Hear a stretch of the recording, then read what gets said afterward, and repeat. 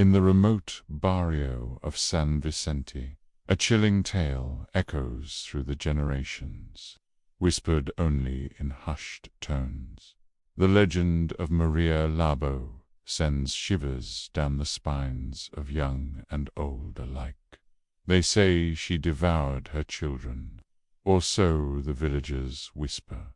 But the truth, as always, is far more complex and terrifying than anyone dares to imagine. Our story begins on a night when storm clouds gathered ominously over the sleepy village. Maria Labbo, once known for her radiant beauty and gentle nature, vanished without a trace. In the wake of her disappearance, her 2 young children were nowhere to be found. The villagers, gripped by fear and suspicion, began to weave a tapestry of dark rumors that would haunt San Vicente for generations to come. Years before that fateful night, Maria Labbo lived a life that many envied. Her days were filled with laughter and love, shared with her devoted husband and their precious children. Their modest home on the outskirts of the village was a beacon of warmth and happiness. Neighbors would often see Maria tending to her garden, her melodious voice carrying on the breeze as she sang lullabies to her little ones.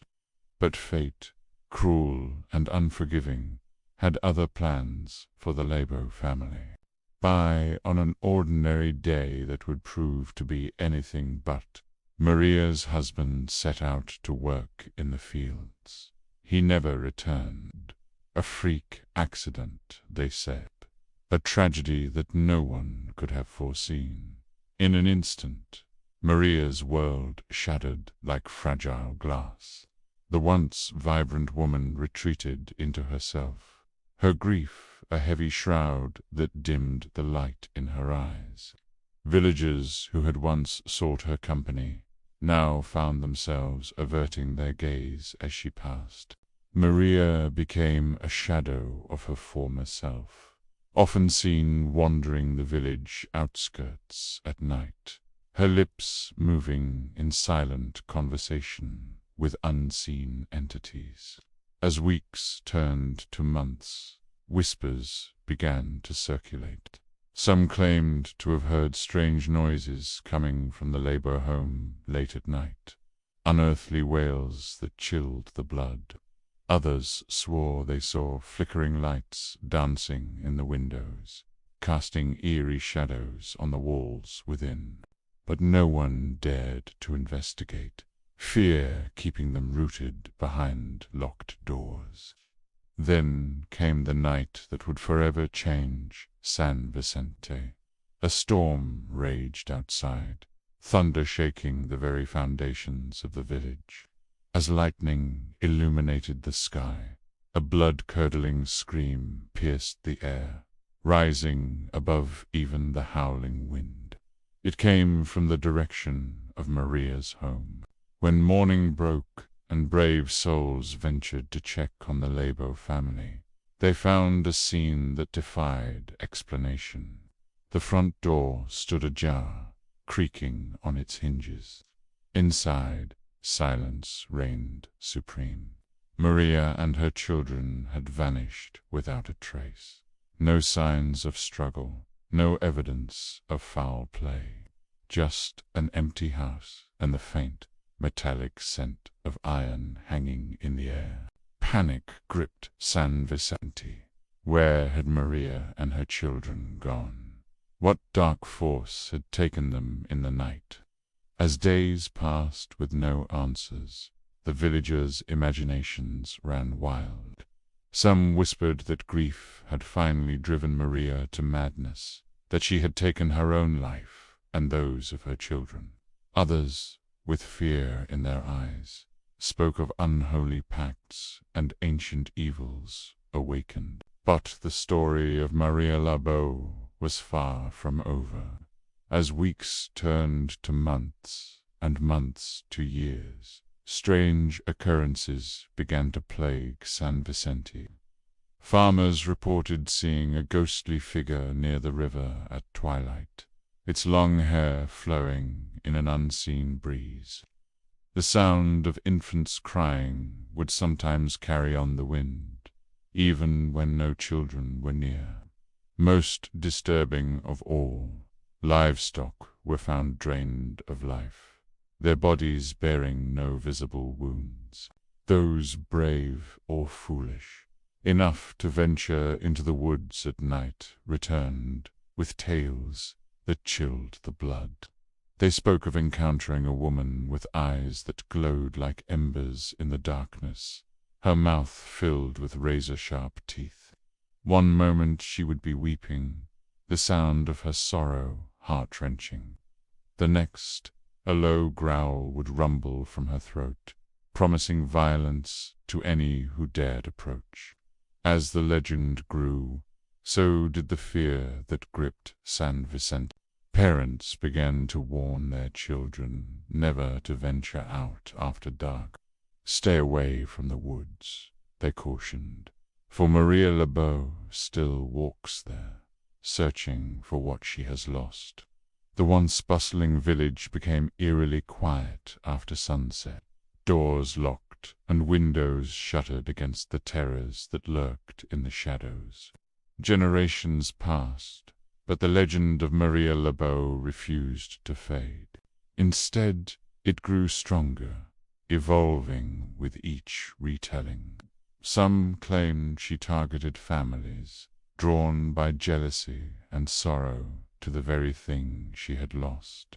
Others insisted she was a protector, keeping other dark forces at bay. But all agreed on one thing. Maria Labbo was not a spirit to be trifled with. It was untent until many years later that a visiting folklorist stumbled upon a collection of ancient writings hidden away in the village archives. As he pored over the yellowed pages, a chill ran down his spine. The texts spoke of an ancient curse, one that targeted mothers and their children, a malevolent spirit that would mark its victims, slowly driving them to madness before possessing their bodies. The implications were staggering. What if Maria Labbo had not been the monster, but the victim? What if, in her final moments of clarity, she had made the ultimate sacrifice to protect her children from a fate worse than death? The folklorist's findings cast the legend in a new, even more tragic light. But even as this new theory circulated, the fear remained. For whether Maria Labbo was villain or victim, her presence still lingered over San Vicente like a dark cloud. By nights, when the moon hung low and full in the sky, villagers would swear they could hear her mournful cries echoing through the valley.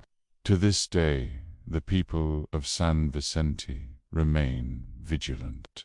They keep their children close, their doors locked, and their eyes wary of the shadows.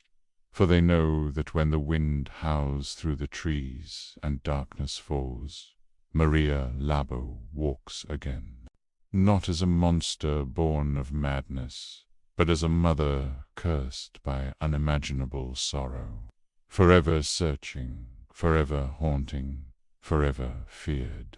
The truth of what really happened on that stormy night so long ago may never be known. But the legend of Maria Labbo serves as a chilling reminder that sometimes the most terrifying monsters are born not of evil, but of love, twisted by tragedy. And in the remote barrio of San Vicente, her tale will continue to be whispered for generations to come. A warning to all who hear it, that some curses can never truly be broken. As you lay your head down to sleep tonight, listen closely to the wind. for in its mournful howl you might just hear the weeping of a mother still searching for her lost children. And if you do, pray that Maria Labbo's curse never finds its way to your door. For in San Vicente, they know all too well that some legends are best left in the shadows, where they can't reach out and drag you into the darkness with them.